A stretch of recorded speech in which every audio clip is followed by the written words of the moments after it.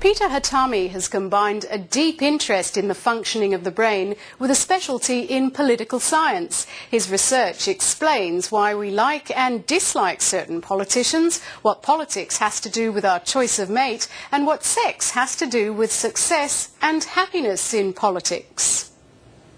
Pete Hatemi, thanks so much for talking with 1+1. You wear several hats in your chosen profession. You research the science behind human behaviour and you're a political scientist. Why did you feel the need to combine the two disciplines? Well, historically, politics has always been explored from the approach of it was socially learned. So it was either trained by your parents or the experiences that you had. And it's left out the human equation, what it is to be human, and that we're all very individually unique. The way we experience information, the way we perceive the world, the way we see stuff, our preferences, they're all very different. And those are in part based on our genome, based on our hormones, based on the way we think and the way our brain works. And that's been completely left out of the study of politics. We're trying to bring that in. How easy is it to actually study the science behind what people believe in? Oh, it's difficult. It's hitting a moving target. You know, it's unlike something like curly hair, which we actually, with a lab I work with, found the genes for curly hair, which is quite easy to find in comparison because it's a very discrete trait. You have it or you're not, and only to a certain degree. Where emotions are really hard to track, attitudes, because they change over time and culture change. It is quite difficult. It's not impossible, but it's never going to be perfect. Humans and behavior and any kind of social behavior is always going to be dynamic. So, for an example, what makes someone vote for a left-wing party and someone for a right-wing or conservative party? Right, yeah, that's the question everyone wants to know. Is there a conservative gene or a liberal gene, or here would be a liberal or a Labour gene in Australia? And no, there isn't one. What it would be with this disposition that you come to in life, almost like your personality, but slightly different, maybe a political personality or a political disposition, the way you see the world and perceive information. You may be someone that is a little anxious around people you don't know. And that doesn't come from anything being trained. It's just your natural disposition. Well, imagine having a certain kind of phobic disposition or anxiety for people unlike you, and then translate that to a policy like immigration. You could see where you'd slowly become slightly more conservative in that issue position if you were just naturally avoidant of people unlike you. And so these kind of natural dispositions, experience with what you have in life, whether it's a policy position or maybe the first time that you interact with someone unlike you, and how that would later translate into a political attitude, that's the link that we're creating. And so it is difficult, but possible. You're talking about a link to a political attitude, but surely something like immigration rings a lot more alarm bells in particular people, and it's not just related to how they feel about strangers necessarily, is it? Right, no. It's just going to be a part of that.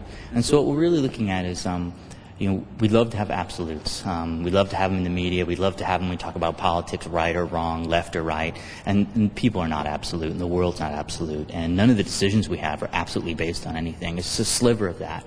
But imagine being somewhat avoidant of someone or something unlike you. You would start to select into environments that would reinforce that.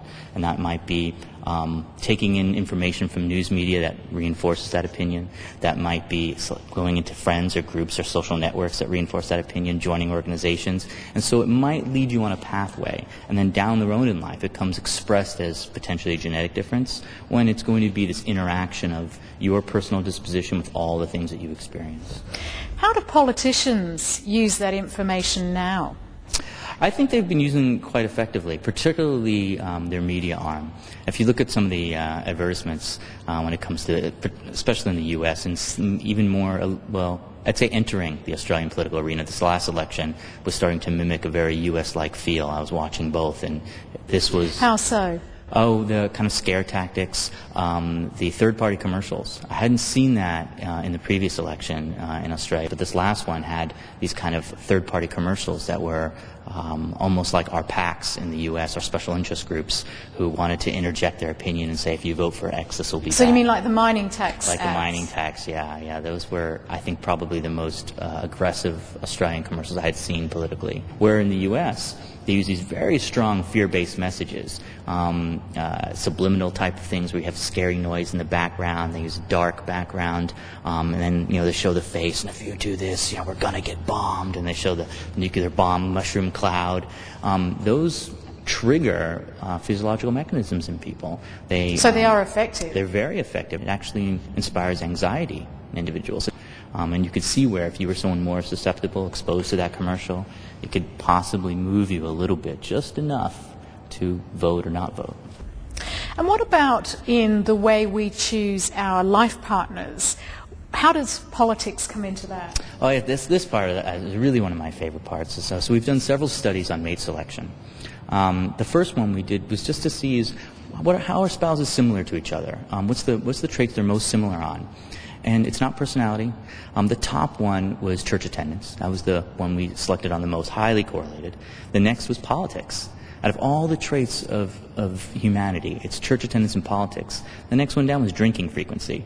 I guess, particularly in Australia and America, and then education was below that. So what you're saying is the number one thing we look at in finding a partner is their number one church attendance, number two politics. Right behind it, politics. But we don't know if they're looking for it or they're just ending up on that. But that was the first study. So politics is a really big player in how spouses, for some reason, out there sorting on each other. So then we looked at actual sexual selection, like the act of sex. And this is one of my favorite studies. The original study was done in '92. And we looked to see if Labor, Liberal, National, and Democrat, how their sexual behaviors differed. And so on frequency, there was no difference between Liberal and Labor, but National had a little bit less, and the Dems at the time, a very low number compared to Liberal Labor. So the Australian Democrats were not having that much sex. Did this surprise you? Well, it did that we'd find it a political difference. That was what surprised me. I didn't think we would at all. Then we looked at the actual positions, who was interested in the most positions, trying new things, and it was Labor who was interested in most new positions, National the least, and Dems was not too far behind them. We looked at happiness in your sex life, and it was Liberal who was the most happy in their sex life, where the Australian Dems were the least happy and National was the least happy. And then, of course, the amount of sex, it was the Australian Dems with the least. And here we are 18 years later, and the Australian Democrat Party's gone. So they didn't shag enough. They just selected themselves out, apparently. So that made us all laugh when we saw those numbers, because it really was. 92 is the study. Here we are, 2010. No such parties, Australian Democrats for the most part.